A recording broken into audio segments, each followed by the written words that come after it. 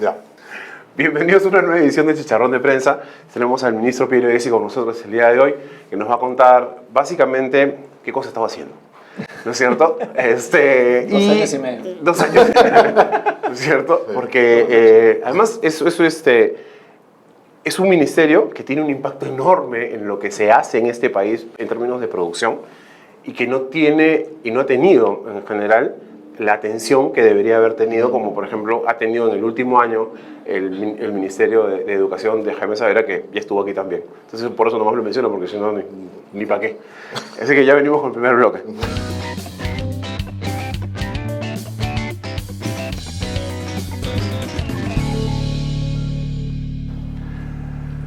Bueno, Piero, hay una cosa que va rondando y es, desde el comienzo lleva. Cuando tú presentaste el libro, ¿no es cierto?, con Pepe, hubo una resistencia grandaza de los propios sectores productivos industriales que decían el Estado no puede escoger quién es ganador y quién es perdedor en la economía, a dónde deben estarse, o sea, hacia dónde deben dirigirse los recursos, ni asignarlos ni nada por el estilo. Debería dejar que todo esté abierto para que el mercado encuentre, digamos, a qué se dedica, qué cosa es más eficiente producir o hacer en un determinado momento. Tú decías, no, de ninguna manera eso no va por ese lado porque no estamos generando ganadores y perdedores desde el Estado, no estamos promoviendo a determinados sectores sobre otros. Explícanos de qué va en muy fácil. Yo soy tu abuelita. Ya. Yo soy tu abuelita y no fui a la universidad. Yo creo que el libro y la diversificación productiva son complementarios, pero no son exactamente lo mismo. Nosotros escribimos el libro en el 2000, comenzamos en el 2011 en realidad, ¿no? Y se presentó en el 2013. La idea era, en ese momento, es cómo es posible que en un país que todo el mundo nos dice que las cosas están viendo tan bien, se elija un presidente como el presidente Humala que representaba una opción distinta. Y que la otra opción, que era en ese momento el fujimorismo, era una opción también, digamos, no era establishment, ¿no? Entonces, Claro, antisistema. Digamos. Antisistema, de alguna manera antisistema los dos, ¿no? Entonces, cuando empezamos a ver los números nos dimos cuenta que había una especie de divorcio, una diferencia entre lo que sería la macroeconomía, el crecimiento, ¿no? Los números que se ven todos los días en los... ¿no? Alguien, lo que vería un inversionista desde Nueva York, lo que venía de ese lado, ¿no? Versus lo que sentía la gente en su día a día, ¿no? El mal nivel de los colegios públicos y privados, la educación, la falta de, digamos, de problemas de salud. El popular falta de chorreo. Claro, en realidad es el hecho que la macro no se sentía al nivel en la calle, ¿no? Entonces, claramente había un divorcio entre la macro y lo que llamaríamos la micro, Claro. ¿no? El libro en realidad no habla tanto de la diversificación productiva ni escoger ganadores. Lo que el libro dice es que el Estado tiene un rol que cumplir y que si queremos realmente tener un desarrollo económico en los siguientes años, tenemos que cambiar algunas de las políticas que hemos venido haciendo en los previos 25 años. Es un poco el libro, es un poco lo que dijo David, el Ravir en el comercio, ¿no? De pasar del hacha al bisturí, ¿no? Ir mucho más al detalle, ¿no? Y entender que un país desarrollado requiere un Estado que funcione y que nada sugería, por lo menos en 2011, 2013, que el Perú estaba en camino al desarrollo económico. Había esta especie de triunfalismo, usamos la palabra complacencia, pero para mi abuelita más bien triunfalismo, ¿no? ¿No? Hay un poco de triunfalismo de que no nos paran, ¿no? El 2011 era no nos paran, simplemente, y la realidad es que había muchas razones para dudar de digamos, ese exceso de optimismo. Incluso se hablaba de este piloto automático, ¿no? Exactamente. El piloto automático que las cosas solitas iban, ¿no? Entonces, nosotros dijimos, primero,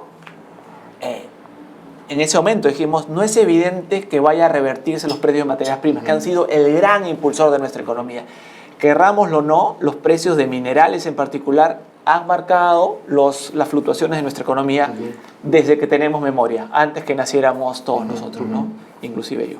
Entonces yo creo que lo primero era el crecimiento chino. En ese momento dijimos, China está creciendo 10, está pasando a 8, 7 y no, es muy difícil que vuelva a crecer a las tasas anteriores. Entonces los precios de las materias primas que exportamos, lo más seguro es que se mantengan donde está o caigan un poco inclusive, ¿no? Un paréntesis chiquito. Esto es así desde hace toda la historia republicana. ¿No? ¿No es cierto? Pero minerales es más... Hemos sido o sea, dependientes desde un par de distintas materias recursos, primas, distintos recursos. Desde un par de años de que nací el PPK. Claro, esta es la primera guerra mundial. Bueno, habla con Bueno, ya. Pensaste mal, ¿no?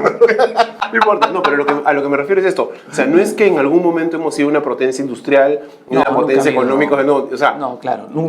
Siempre hemos sido dependientes de los precios de materias Y primas. siempre hemos tenido o sea, esa nunca falsa... dependía de nosotros. Siempre ha sido esa nuestro falsa bienestar. ilusión de que de pronto las cosas están mejorando de alguna Claro, forma y termina el ciclo bajando como Claro, y es evidentemente fácil siempre pasa. y hay una extrapolación siempre. Claro. Cuando las cosas van bien, todo el mundo cree que las cosas se mantienen. que estamos desarrollando. Es inevitable y cuando las cosas van mal, Ajá. se proyecta también lo negativo. Bueno, tomando Esto un poquito no lo- es, sí, pero, sí, sí. pero obviamente hay cosas que sí se hicieron muy bien en los últimos 25 años, Claramente. que hicieron que, por ejemplo, toda la macroeconomía estaba muy bien. Tenemos una situación fiscal muy sólida, Perú no tenía deuda, un sistema bancario pues ejemplar. Se ordenó la casa, financiero, digamos, se saneó. exactamente. Entonces, por lo menos la macro no había que preocuparse Claro. demasiado, ¿no? Retomando un poco lo que decías del Estado, obviamente toda esa idea de que el Estado tiene que tomar su lugar y todo esto debe haber chocado pues con la tradicional forma de pensar de muchos de nuestros Claro. ¿no? Empresarios, ¿no? Que Claro, lo piensan que- que el Estado más bien no se debe meter nunca. Claro, ese es el gran error que yo he tratado de combatir,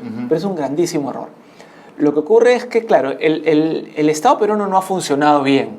Claro. Entonces, un empresario, microempresario, mediano empresario, gran empresario que hace negocios, ve un Estado complicadísimo. Claro. Trabas burocráticas, Que lo es. ¿no? Que lo es, tremendo, Claro. tremendo. O sea, están absolutamente en lo correcto. Todos sufrimos al Estado peruano y su mal funcionamiento. Entonces, claro, la reacción natural ante ello es decir, ¿sabes qué? Pónganse de costado, no me moleste, déjenme trabajar. Claro. Pero esa es la cultura del yo mismo soy. Y esa es la cultura combi. Claro, esa es la cultura combi, la cultura informal, ¿no? Estoy solo, yo lo hago por mí y no necesito a nadie. Pero no hay ningún país que se haya hecho, que se haya Obviamente. desarrollado con esa cultura. Claro, Entonces, claro. eso es un problema tremendo, ¿no? Entonces, sí es verdad, lo que yo dije siempre, están en la razón de que el Estado no funciona y hay que hacerlo que trabaje mejor, pero es equivocado pensar que podemos trabajar sin el Estado, Claro. que solamente el sector privado. Hubo un CADE en el 2013 donde la lógica era el sector privado solo la hace, no podemos confiar nada en Sí, el Estado. claro. ¿No? Incluso en el tema de educación, ¿no? Claro, en el tema de educación igual. Y que ha habido un cambio ahora bastante sustancial. ¿no? Claro, Nosotros en ese momento escribimos un artículo con Pepe diciendo, no es verdad. O sea, que después nos dijeron que había sido el único artículo crítico del CAD 2013 había sido el nuestro. De 1160 artículos escritos, fue el único crítico. Por nosotros dijimos, es bacán que el privado, pero necesitamos un Estado mucho más fuerte. De hecho, lo más paradójico es que al año siguiente el ministro más aplaudido en el CADE fue Jaime Saavedra, que vino una visión muy distinta a la del CADE Así 2013, es. ¿no? Lo que creo y yo creo que en cierta medida un grupo importante del sector privado se ha dado cuenta que se tiene que trabajar con el Estado. No hay alternativa. Siempre queda un grupo libertario, que ya Claro, es otro. claro, claro. Porque ya es menor, Ese es el es tema, menor, pues, pues, ¿no? pero Sí, ya es menor. Ya, ¿no? Pero claro, ese es el tema. Son los que son todavía, es su tema de pensamiento, ¿no? Un tema de ideología. Ideología. Claro, pero en que no lo realidad- vas a cambiar así le muestres la Claro, realidad, perfecto, o sea. pero el grupo empresarial, el sector privado no es libertario. No, porque claramente. saben que el Estado está, no puedes eliminar. Sí, básicamente es un tema de emprendedores que ven Claro. que no funciona la cosa Claro. y que no hay forma, pues. Y creo que se nota mucho con el cambio en el tema de educación cuando ven que el tema privado no es la panacea. Entonces, cuando ven que las cosas en el tema privado tampoco es que funcionen como las mil maravillas, y Claro. ven claramente que el progreso en el tema estatal, ¿no? En lo que se está haciendo. Educación Es que pública. esta reducción del Estado, porque, a ver, hay varios niveles, tampoco no están de los que sabemos que están que tienen que estar el Estado y que hay que trabajar con ellos de todas maneras, y en el otro extremo simplemente los que hay que eliminar el Estado de la Claro. ecuación. En el camino hay algunos que dicen que el Estado tiene que ser árbitro, ¿no es cierto? Pero el Estado está y esa es la pregunta importante, ¿el Estado está en capacidad de ser árbitro? Pero yo creo que el Estado tiene que calibrar sus objetivos a sus capacidades y tiene que ir construyendo capacidades. Y yo creo que después de 2 años y medio en Produce, creo que puedo decir que eso es posible. O sea, creo que no es teoría. Creo que el Estado sí puede ir construyendo capacidades y en esa medida ir calibrando lo que hace a lo que puede hacer. Mal hubiéramos hecho en la diversificación productiva lanzada en el Ministerio, por ejemplo, que ya es una segunda cosa que no tiene que ver el libro, en tratar de ser ambicioso, pues excesivamente ambicioso. Porque si el Estado no hace bien lo elemental ¿cómo va a ser lo sofisticado? Pero no somos Exactamente. Corea, pues. Claro. No somos Corea. Entonces, No, y aparte de cuántos años te toma. entonces casi todo mi trabajo en este último año ha sido más bien eliminar las fallas del Estado. O sea, hacer que el Estado escuche al usuario y sea mejor. Y vaya corrigiéndose, escuchando justamente. Claro. Pero eso no es solamente tema de un solo ministerio, ¿no? Digamos, tienes, por ejemplo, el tema de la SUNAT, ¿no? El tema de la SUNAT, las cosas no son una maravilla y yo creo que el tema de ser formal parte de ahí, ¿no? O sea, ¿qué cosas están haciendo con la plata que me quitan, ¿no? O sea, Claro. ¿por qué me persiguen como si fuese un delincuente cuando el otro se está evadiendo y está recontra feliz, ¿no? O sea, como hablábamos el otro día, Claro. entrar a ser formal es como ponerte un bull acá, ¿no? Y que te empiece a corretear alguien, acá estoy, ¿no? Sí, yo creo que la informalidad es un problema muy complejo, ¿no? Sí, claro, pero es digamos, solo no depende operacional. solamente de un solo ministerio, Claro. digamos, es un tema que habría que hacer una política mucho más grande que un Hay solo- que enfocarnos, yo creo que siempre el problema es más complejo del que parece. Claro, A veces claro. todo el mundo cree que hay una varita mágica que haces, tocas algo y vuelves a la gente informal a No, la formal, gente sigue buscando Mesías, ¿no? Y votando por Mesías. vuelves a algunos flacos, ¿no? No, de la carrete, de verdad. No, pero a ver, en eso estamos creo que de acuerdo, de todas maneras. El asunto es este. ¿Cómo escoges? Y eso lo vamos a ver en el siguiente bloque, pero antes de ir hacia ese lado, es ¿cuál termina siendo el rol de Produce? En la diversificación. Así es. Y después entramos a mirar ya en detalle la otra cuestión. Pero nosotros lo que dijimos es, nosotros tenemos la gran mayoría de nuestra población es no calificada, Ujú. ¿no? Entonces tenemos que pensar en sectores que generan empleo para nuestra gente, ¿no? ¿Qué sectores hay que no han estado atendidos por el Estado, ¿no? Y claramente vimos dos sectores al comienzo, ¿no? Uno, el forestal, y dos, el acuícola, ¿no? Dos sectores. Acuicultura es como agricultura para los peces, ¿no? Siembras en vez de mangos o uvas, siembras peces, langostinos, Claro. concha de abanico, ¿no? La otra es el sector forestal, ¿no?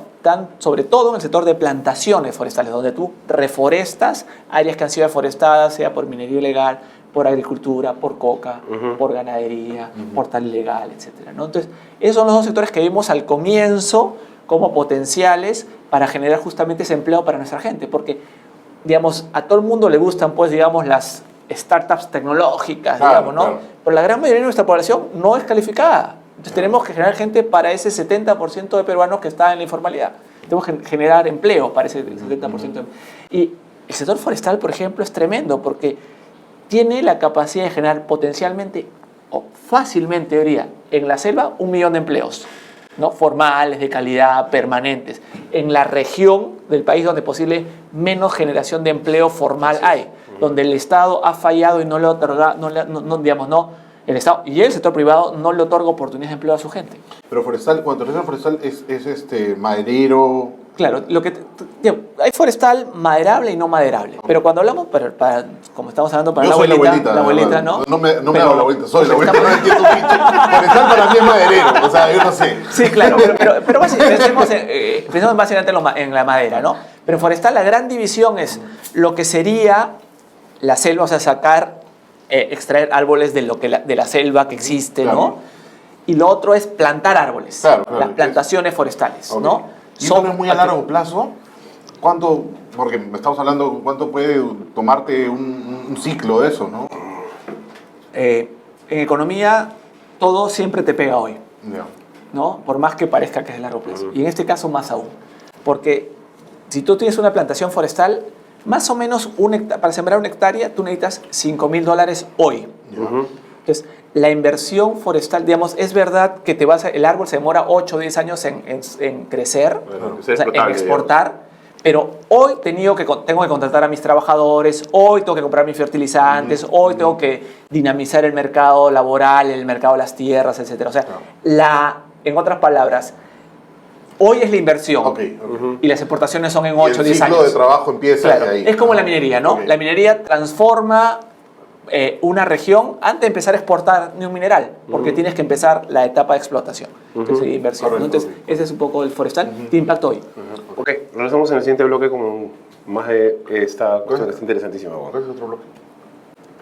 Ok. ¿De qué vamos a hablar en este bloque? No, me voy a explicar de qué va exactamente el tema de Ah, organización productiva. Ya. Qué pesado. ¿No?